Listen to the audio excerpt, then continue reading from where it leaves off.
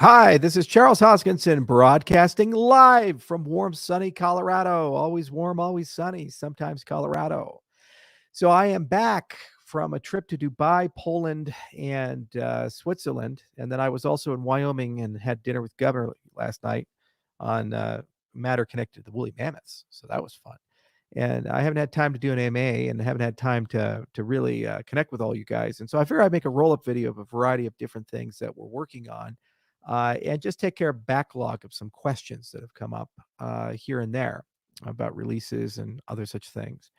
So first off, the trip throughout the Middle East, the trip to Ukraine, excuse me, to Poland, Ukraine border, and then Switzerland. Uh, Two of the three were related to Cardano business. So in Switzerland, we met with the Cardano Foundation, and we're deep in the weeds about governance and a litany of other topics. And at a later date, we'll jointly make an announcement about open source stuff and so forth. So that's chipping away. We're also having big discussions about Consensus, which is in Austin, Texas, June 9th to 12th. It's one of the biggest events in our industry.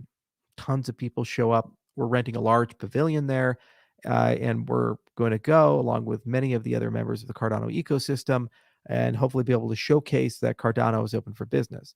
As many of you know, a major hard fork combinator event is happening in June, which is the Vasil hard fork. And that is going to contain pipelining, which will be a massive performance improvement to Cardano, alongside the first wave of significant Plutus enhancements since Plutus shipped in September. As with all development ecosystems and languages, you need a little bit of time for developers to play around with it, build things, and then tell you what they don't like. So we've gotten a huge amount of feedback from both the Plutus Pioneers program, people building things like Cody, for example, with Jed, and a lot of people in the Cardano DeFi Alliance about things they liked and didn't like about Plutus. And then what we've been able to do is implement a litany of SIPs, SIP 31, 32, 33, and 40. A video is coming out talking about these Plutus specific upgrades. John Woods, the lead technical architect of Cardano, made the video. We kind of went into detail about all kinds of cool stuff that's coming. So this and pipelining are just a huge upgrade, and we think it's going to massively improve the DeFi experience for people building things. So we're going to showcase a lot of that at Consensus, and I think people are going to be very happy with it from a lot of different dimensions. Now, the Cardano DeFi ecosystem is growing pretty rapidly. Last time I checked, it was in the hundreds, and now we're almost over 1,000 projects that are building. And the problem I have is that I don't actually get regularly briefed on all of these things. We're working so that I have better visibility. And one of the things I've been trying to do is create some sort of mechanism where if you're building an interesting and cool project on Cardano, that I can, or somebody like me can interview you, and then we can broadcast that through the IO channels. We care a lot about ecosystem development. And what we do as an organization is occasionally stand things up when there's a deficiency in the ecosystem. For example, we said, hey, it would be really good to make sure that there's some dedicated VC vehicle that is investing in people building stuff on Cardano. And so I and others came together. We created something called the C Fund. And now the C Fund, we are limited partners, and the general partners are under an organization called Wave Financial, go and invest in a lot of different ventures, usually ones that have a lot of knowledge about and we've worked with. For example, Wing Riders was one, because we've worked with that team for almost 4 years now, from the ledger integration to other things.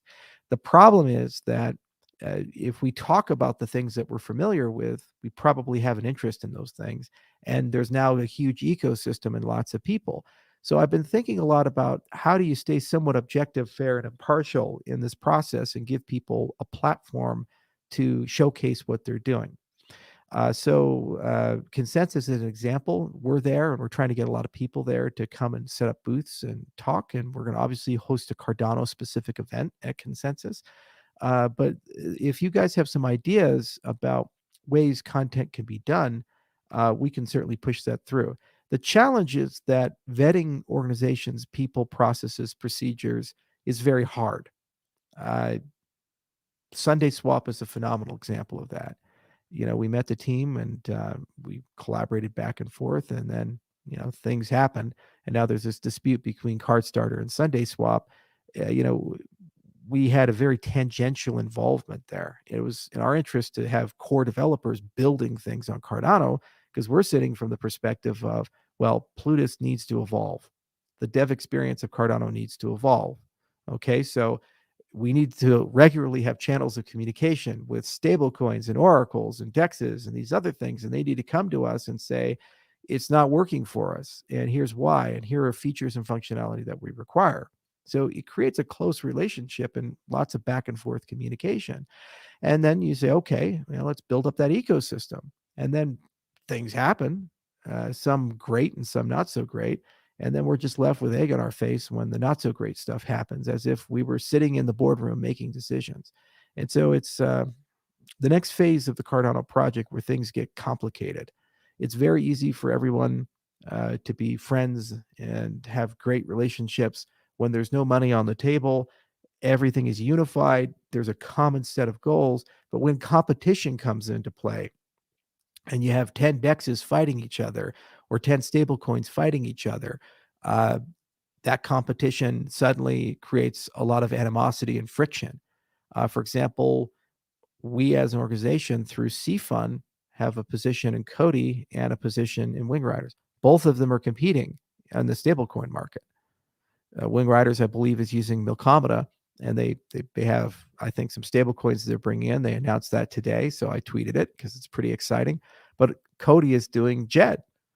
So they're different types of coins. One's a wrapped asset, the other's algorithmic, but they serve the same purpose. And so within our own portfolio, there's things there. And those are just two examples. There's dozens and dozens that are going to come.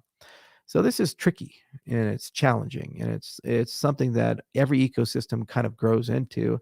And it's why actually governance is so incredibly important. And it's the thing we've been talking about the most right now with the foundation and other actors of how do you stand up things that are clearly objective, and how do you actually build things the right way. Wallets are another example of that. So for example, there's all these community wallets or third-party wallets that are starting to support Cardano. And so this question comes out of what is an official wallet for Cardano? Air quotes, official. So the core entities that bootstrap the ecosystem, like Emergo has Yoroi, and we created Daedalus. Now there's NAMI and CC, and there's Adolite and all these things floating around. There's probably more than a dozen wallets. And the foundation sits in the middle of all that, and they have to kind of somehow figure out, do we endorse, do we not endorse? How do these pieces fit together? So one of the things I recommended is saying, well, have self-certification, create a checklist and say, if you can do all these things and demonstrate a certain level of quality, whoever does that, then that becomes a certified wallet, and then it gets equal standing in the marketing for wallets that people can use, recommended wallets. Seems pretty reasonable, but it's enormous work product in principle, in practice to do. And just smart contract certification is an enormous work product. There's a bunch of our devs and third-party organizations coming together in Barcelona, Spain, May 17th and 18th, to sit down and discuss the certification levels for smart contracts, level 1, level 2, level 3. This same working group could certainly have a deep and detailed conversation about accreditation and certification of Cardano wallets. But then there's other infrastructure as well, like the interfaces to list Cardano, like the Cardano Rosetta and so forth. So this is kind of the terrible teens, the growing pains, the uncomfortable part of where Cardano is at. And every ecosystem goes through this and has to deal with this, whether it be Ethereum or Bitcoin, which are a little older, or the third gens, which are comparable in age to us. They have to kind of move beyond that founding set, now move into a much more diverse and at times contradictory and conflicting ecosystem.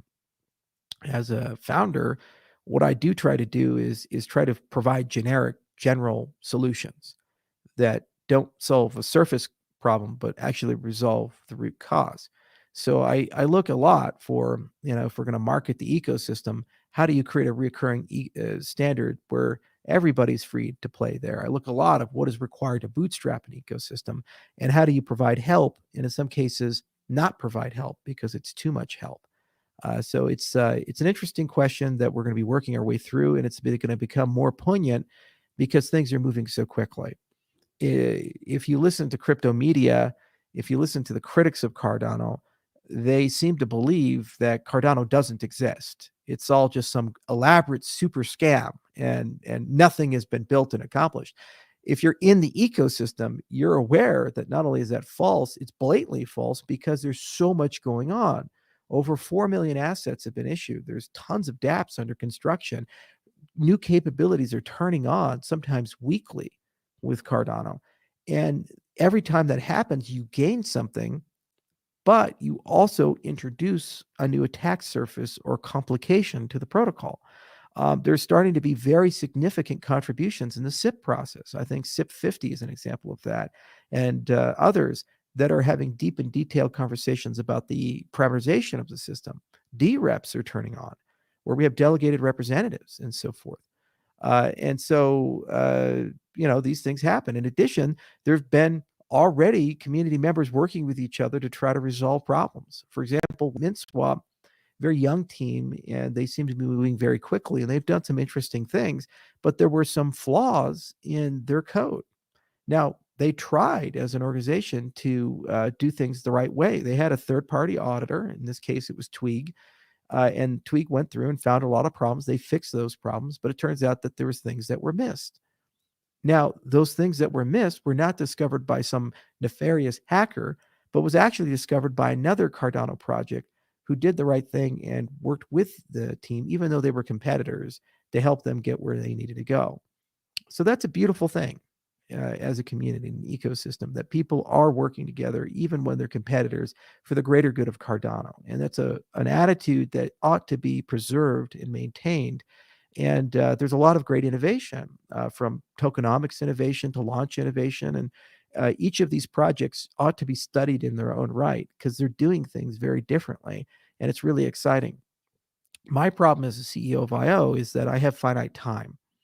And I really would love the luxury of being able to sit down and look at each and every project that's launching on Cardano and see what they're doing and how they're doing it.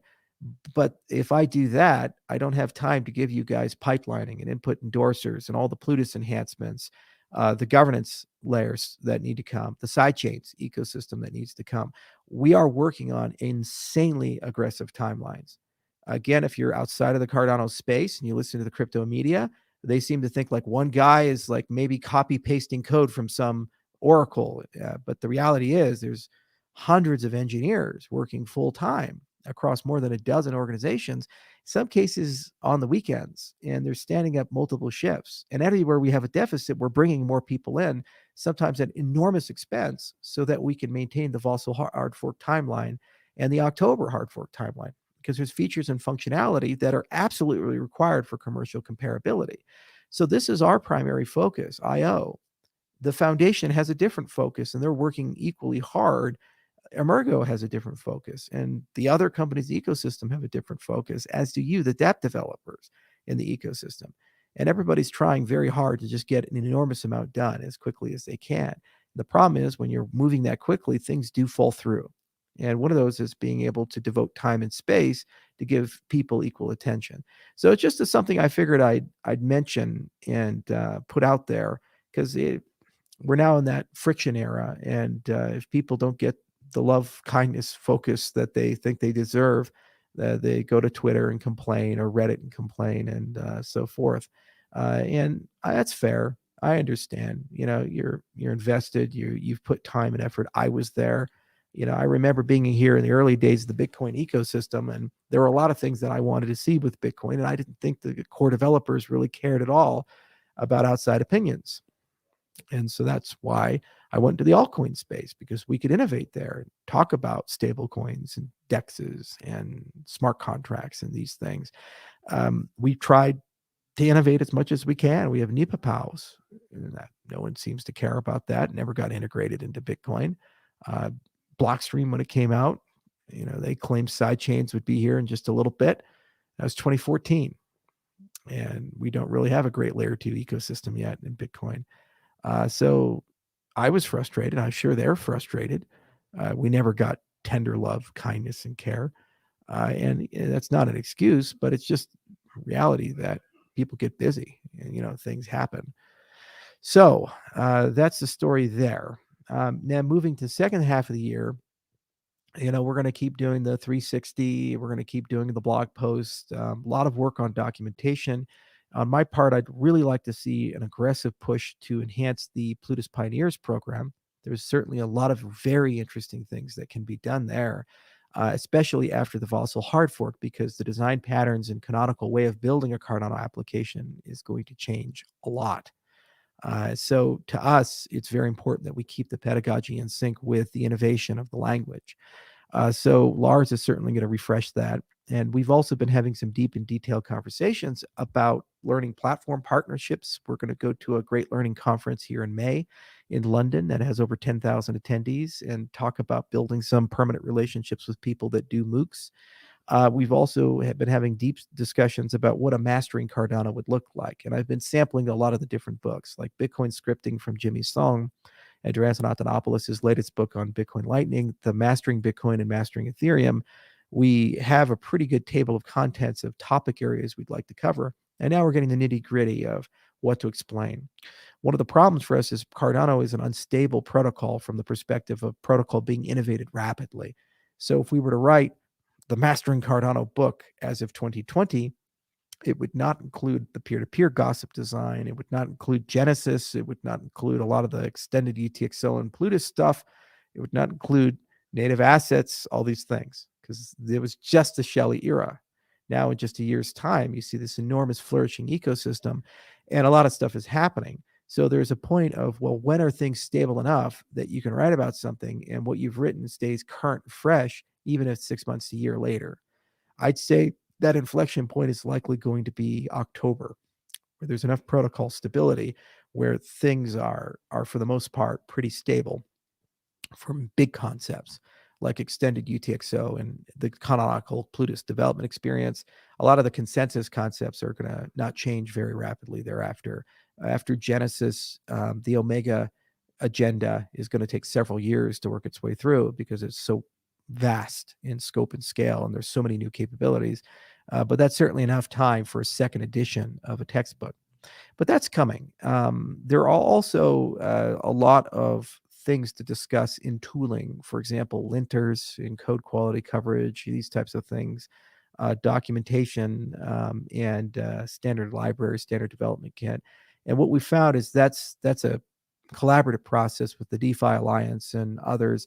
And we'll see an enormous amount of progress in the next 9 months, I think, at getting that to a very beautiful state, especially post-Vasil in that respect. So that's kind of a roll up on those topics. It's just extraordinary to see how fast things are moving and how much work is being put in. And the CEO Technical Updates channel I have on Slack, every week there's like tons of videos that come through of where are they at. Everything from demos of Mithril to demos of Hydra to the Light Wallet project that we're working on that we'll be able to showcase here in a little bit, to the dApp store that's connected to that, the DREPs and voting center, new things like the rollout of partial delegation and proxy keys, and trying to bundle that with things like multisig.